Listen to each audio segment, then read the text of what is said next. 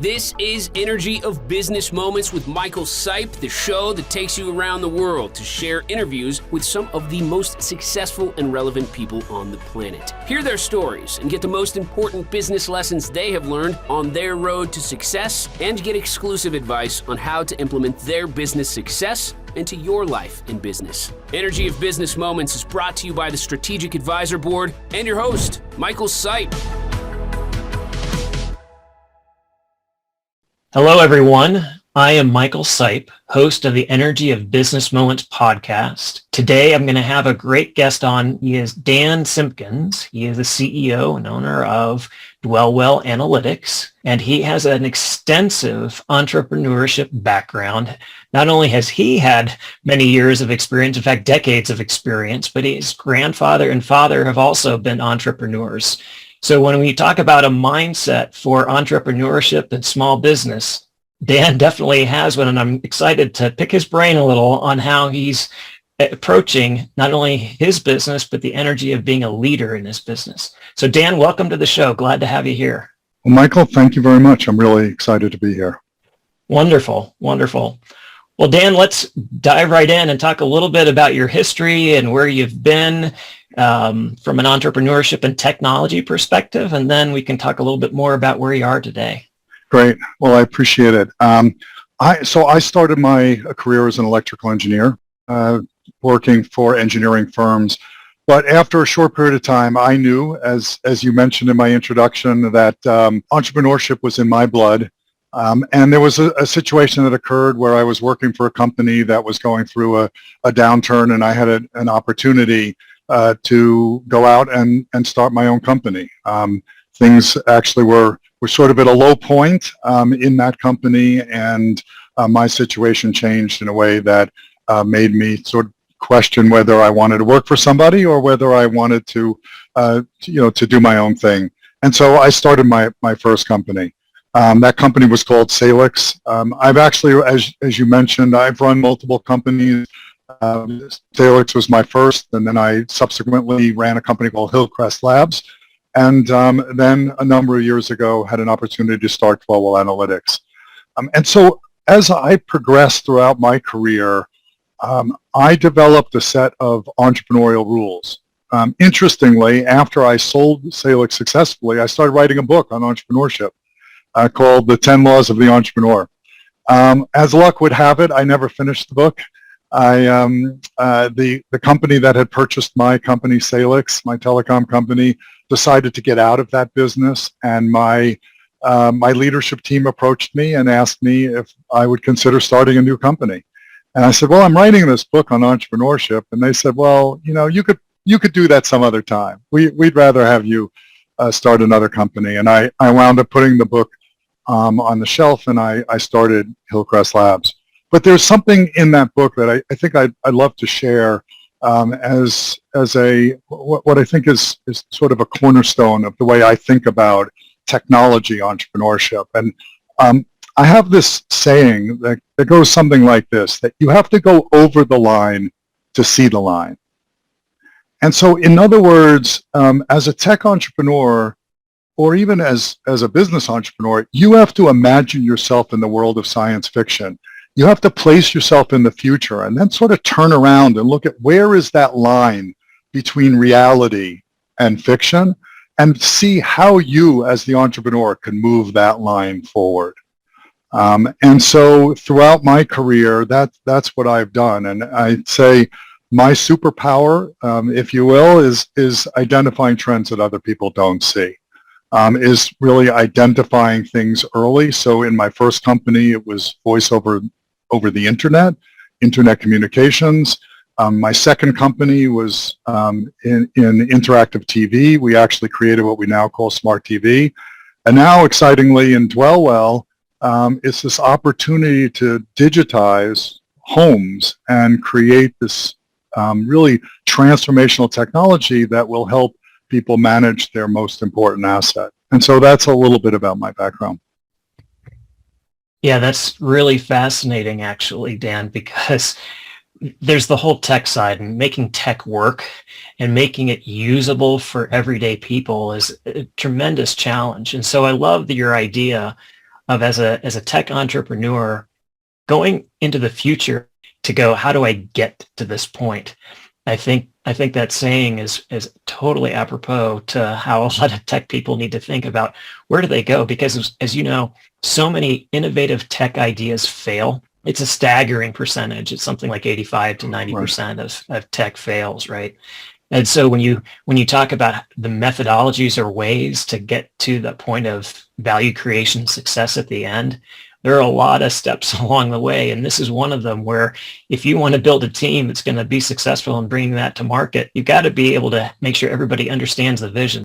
Absolutely. And I would add that one of the things that really defines a successful tech entrepreneur is that perseverance and grit.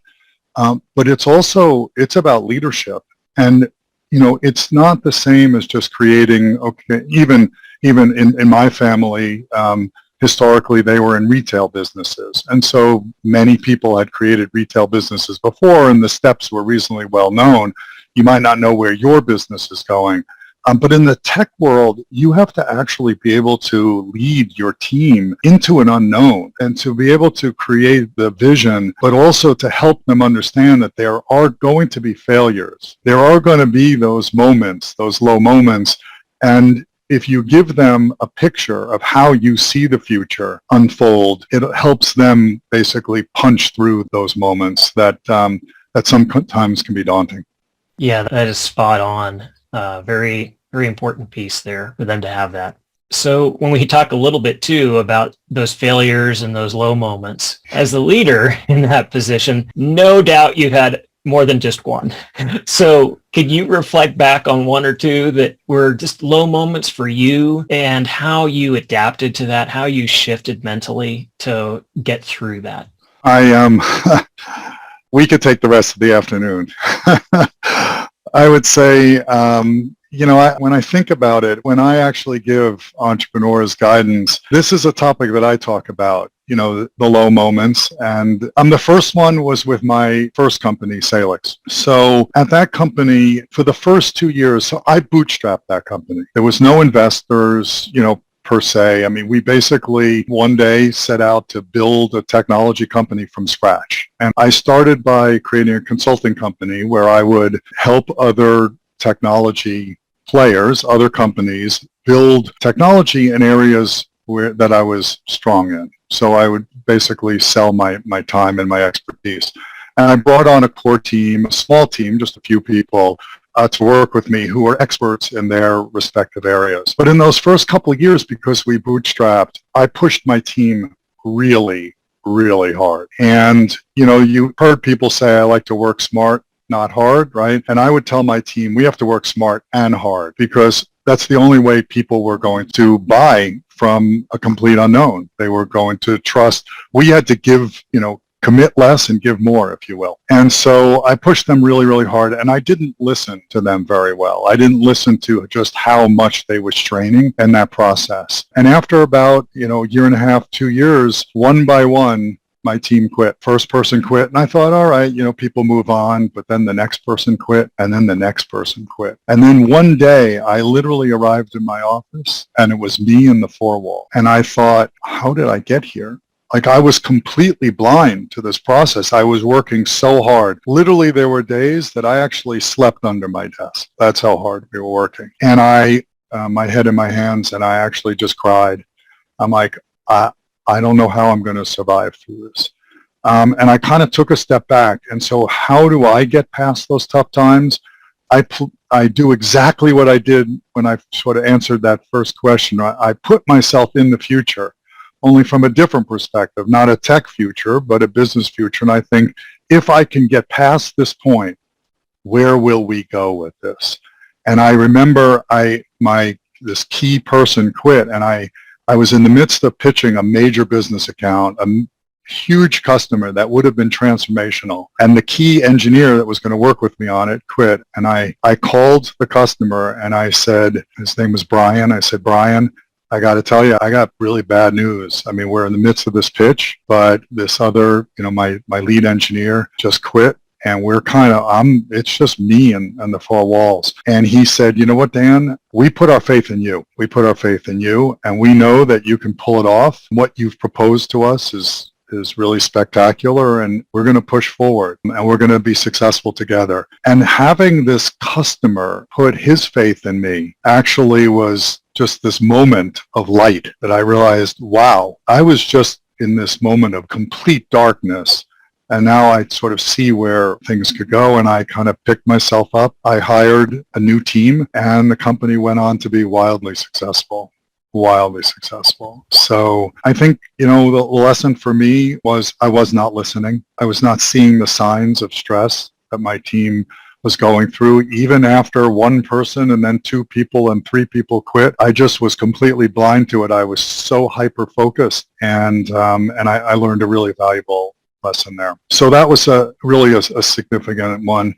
Another time actually was in a completely different place. My second company, Hillcrest, had raised large amounts of venture capital. We were doing extremely well. We had developed what we now call Smart TV. We had signed a huge television customer, and we were negotiating multiple deals, and the economy collapsed. It was 2000. We literally launched our company in the summer of 2008, where we launched our first products, and just a few months later, the market went off a cliff, and we lost customers, and frankly, what we lost was the support of our investors, because they said, look, we have no idea how long things are going to take to recover, and we were in a fundraise because we had pushed really hard. We had used up the money. We were ready to launch the company and the product, and the investors basically pulled out and wouldn't fund. And I had to make a really tough choice. I wound up laying off and letting go a large part of my team. We had to restructure. We pivoted the business,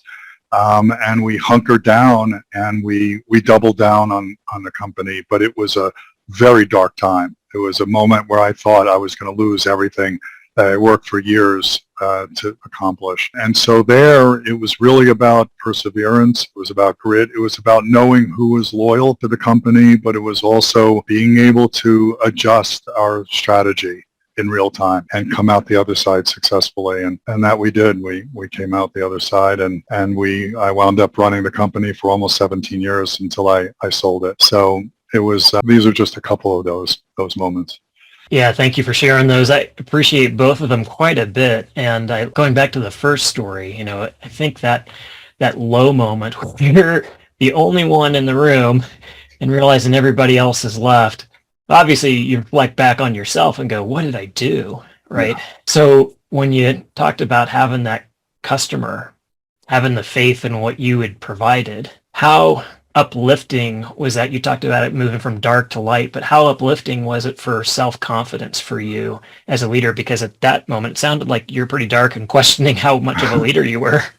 Well, it's fascinating because luckily I had really good advisors and friends and advisors.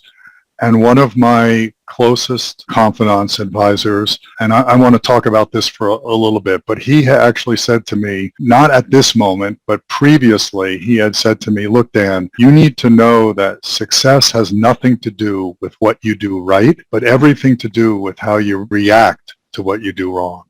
Yeah. And it's that moment where you have to actually dig deep, but you have to be humble in how you perceive yourself. Even as a leader, having accomplished many great things, at that moment you have to say, I really messed this up. And you have to be willing to look yourself in the mirror and see what did you do and what can you do differently going forward. It was definitely, for me, that moment shook my confidence tremendously.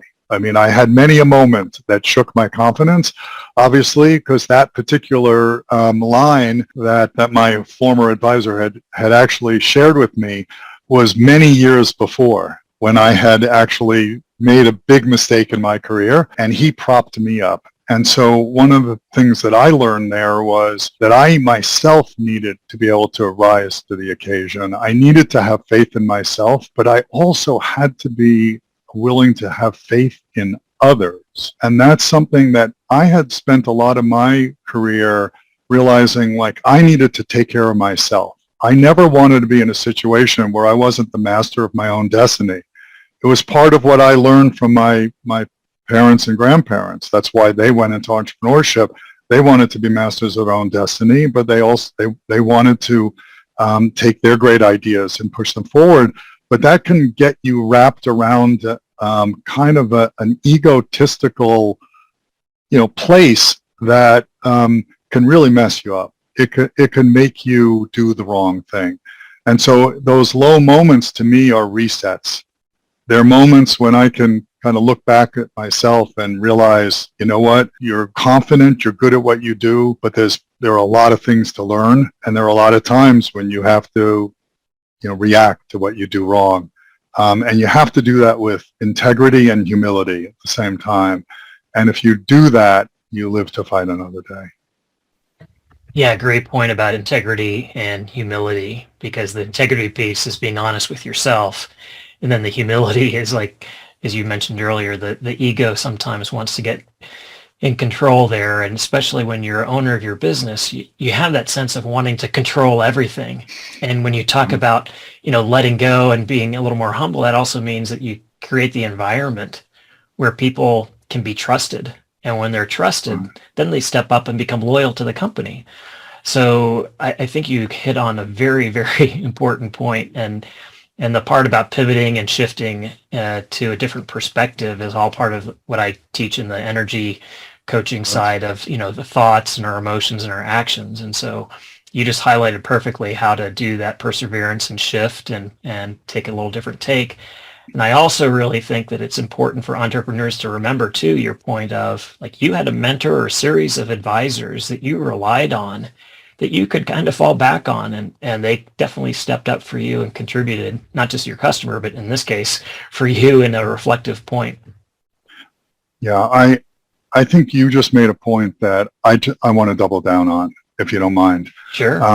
Because throughout my career, I've actually turned to those experts, those advisors, many times over.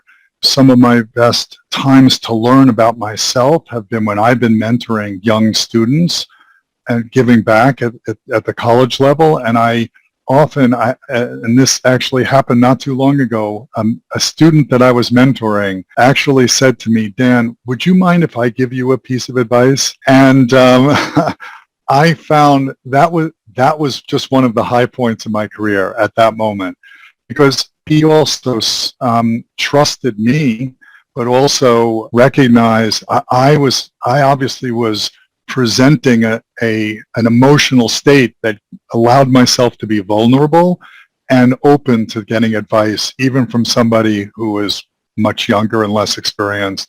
And so this idea of finding mentors and never knowing, don't ever assume that a mentor has to be some luminary in your industry. It could be anybody who has something to say about you and your business that could be valuable. And so I just wanted to double down on that point.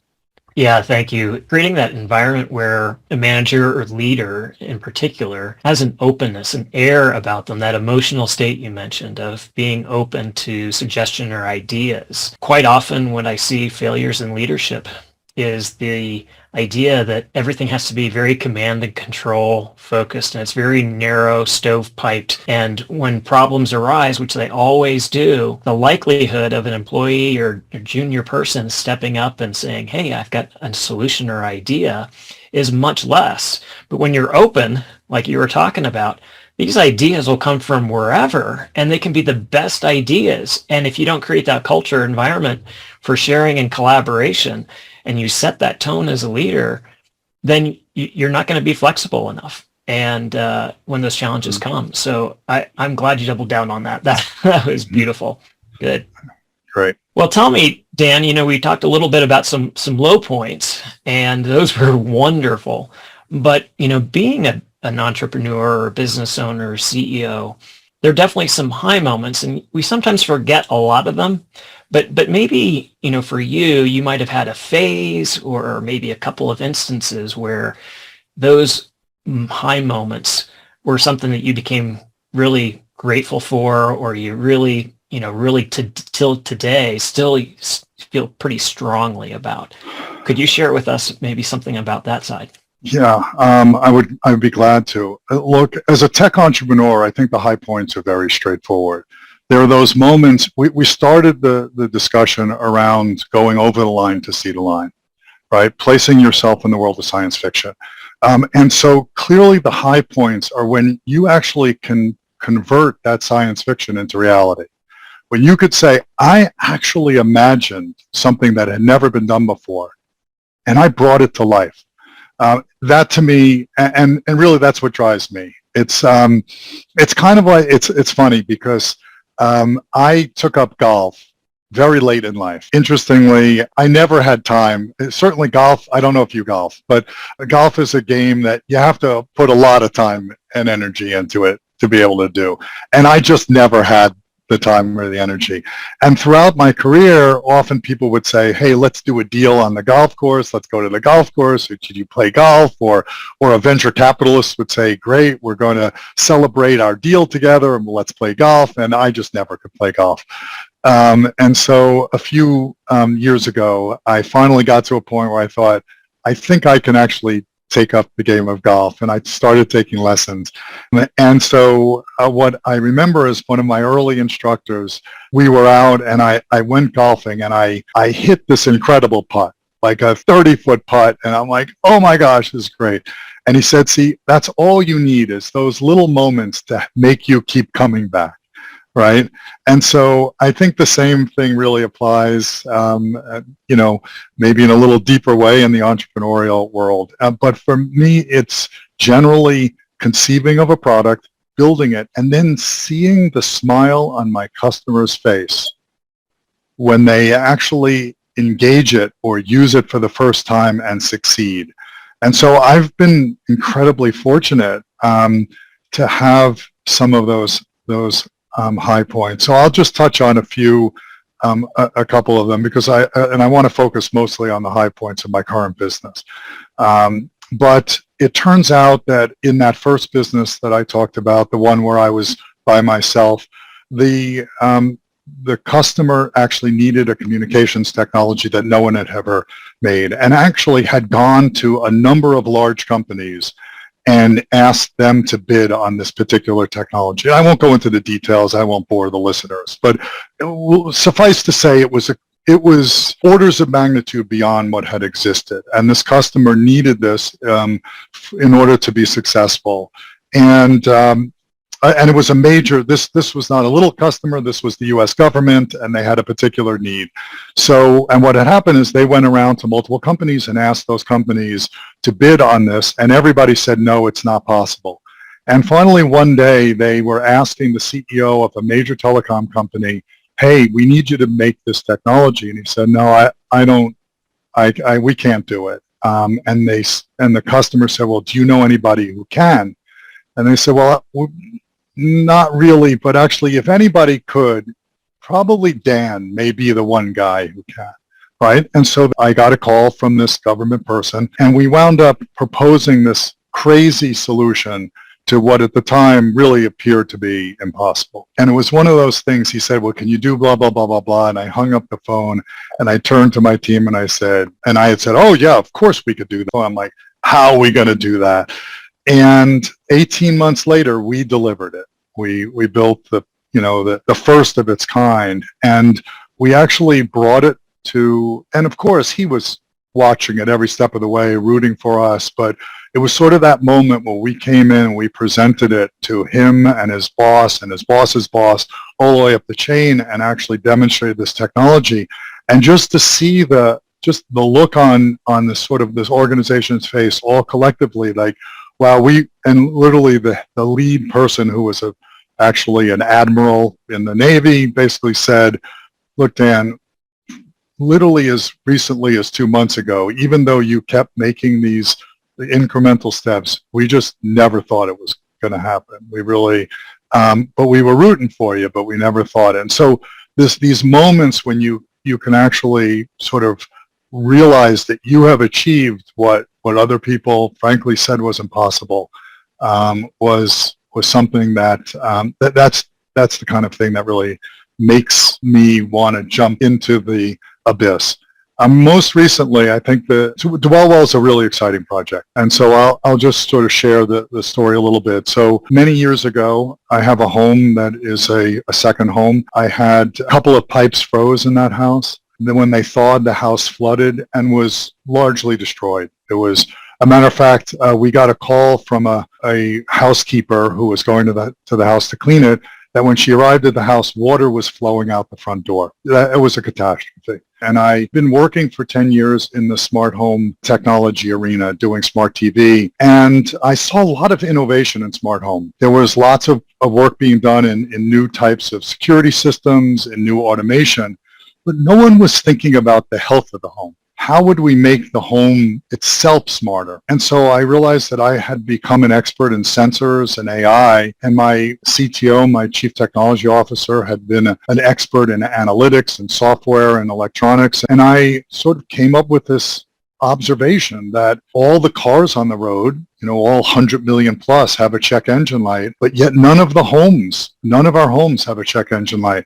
And so I came up with this idea of building a check engine light for homes. We wound up selling the company. I wound up taking this idea with me. And shortly after we finished the integration, I turned to my CTO and I said, hey, we had this idea.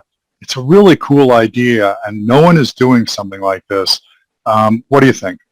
And so we basically built this concept around the idea of a check engine light for homes. And we would go, we started to talk to investors in the real estate community, and they all said, oh, that's impossible. Can't be done. It's too complicated. It'll be too expensive. And so my wife likes to say that the worst possible thing you could say to Dan is it can't be done, right?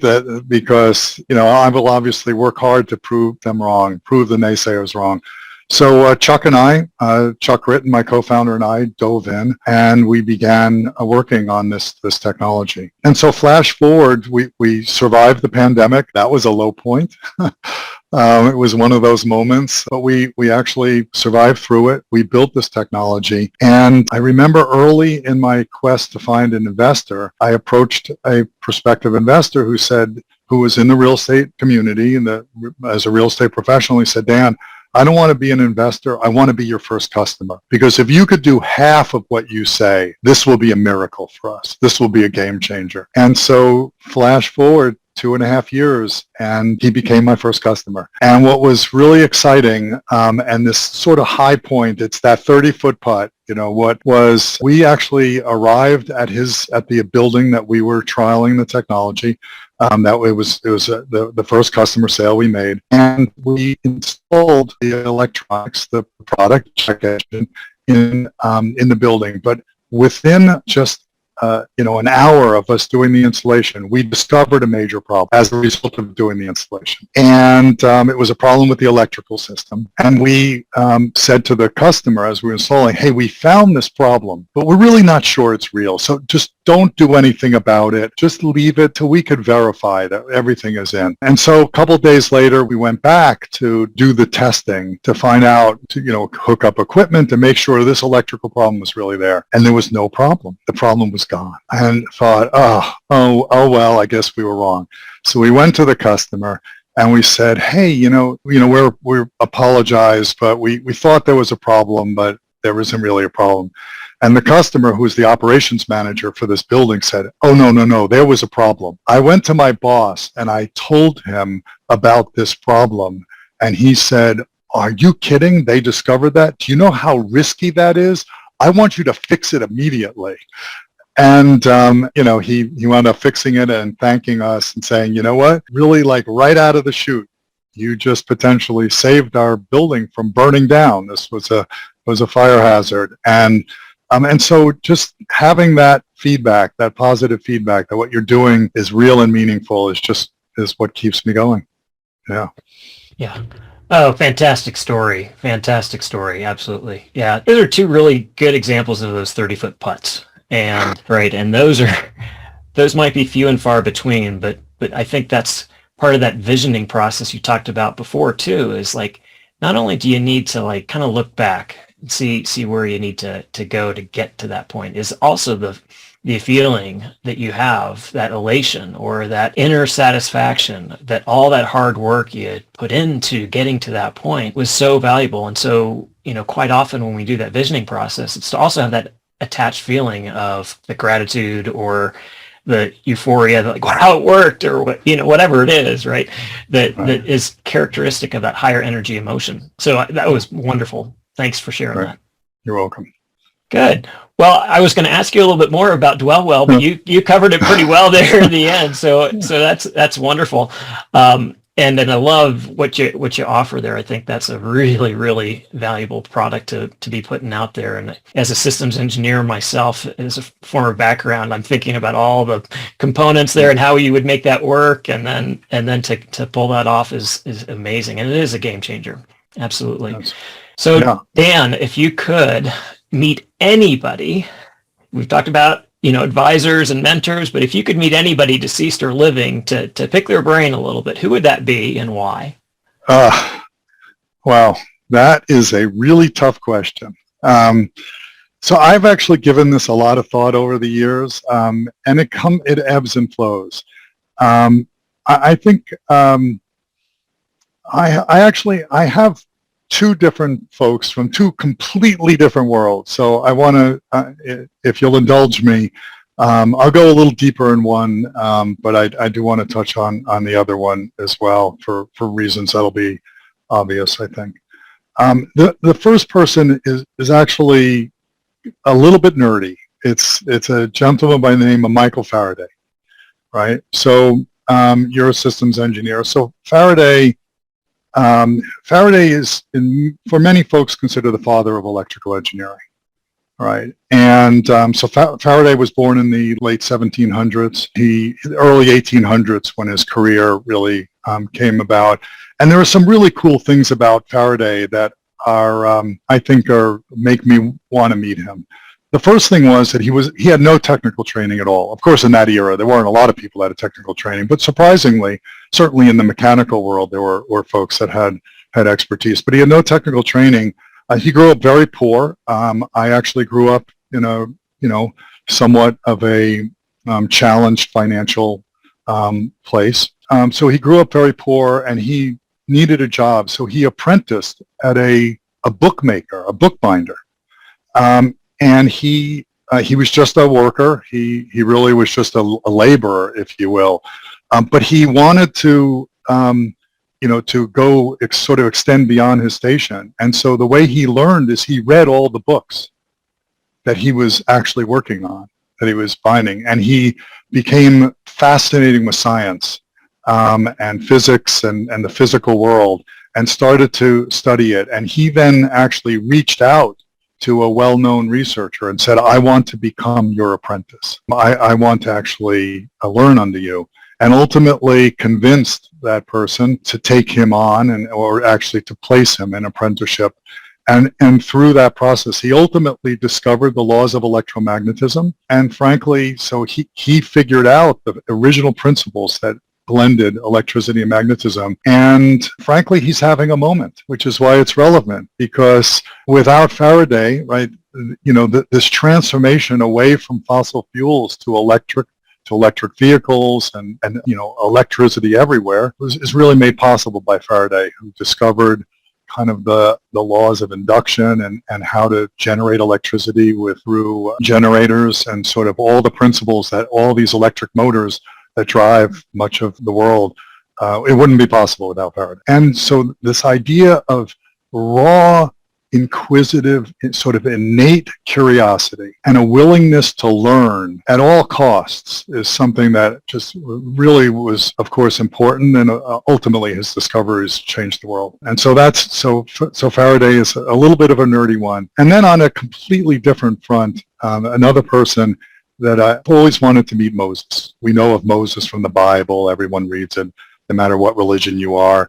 And but here was somebody literally really sort of took on this leadership role, even though he didn't ask for it. It was asked of him, right? And so he actually led through humility, compassion, through bravery, through intellect, and he kind of brought all those things together to also do something really transformational. So to essentially create a nation, if you will. So these are just two totally different people that I think would be cool to meet and learn from. And really, I think for both of them, I would want to know, what was your spark? What ultimately drove you to achieve what you achieved? Yeah, even though it's tech, it's one of those world-changing people, and so that's a great one. I hadn't thought of him in a long time, and then of course Moses and the challenges he had, and just the life and what he gained. Man, that would be a great one too. Oh my gosh. Well, Dan, I've absolutely enjoyed every part of this show today and really benefited immensely from having you on. And I love the idea of being curious. You'd asked me earlier, what did I enjoy most about doing this, and what got me into it is really the curiosity. What are other people going through? And when you talked a little bit about that curiosity piece of Faraday, that's a really good one. So, Dan, I'm sure there's some people that would love to pick your brain some more. How can they get a hold of you and find out a little bit more about Dwellwell or anything else about you that you might want to share? Yeah. Well, first of all, thank you for taking the time today. I really thoroughly enjoyed it. You can find us at www.dwellwell.ai. That's a key, dwellwell.ai, Dwellwell Analytics. There's a place where you could reach out and contact us. And contact me. You could find me on LinkedIn. I'm there under Dan Simpkins. And please don't hesitate if you have folks that would like to reach out to me. And we're out there. We're recruiting. We're building our company. So we're doing some really exciting things, blending sensors and AI and the smart home together in really unique and meaningful ways. So Michael, it was really a pleasure. I enjoyed speaking with you today. Yeah, great having you on the show, and wish you all the best. Take care. Thank you. Take care. Hey, listeners and viewers. If you enjoyed this discussion and want more, you can learn how to raise the energy of your business at the SAP website or my own website, sipcoaching.com, where you can find specialized programs and offers to help you grow yourself and your business. Have a great day. Thanks for listening to Energy of Business Moments with your host, Michael Sipe. Please leave your feedback and visit strategicadvisorboard.com to get the latest and greatest business advisement on the planet. Follow us on social media for updates, and we will see you on the next episode.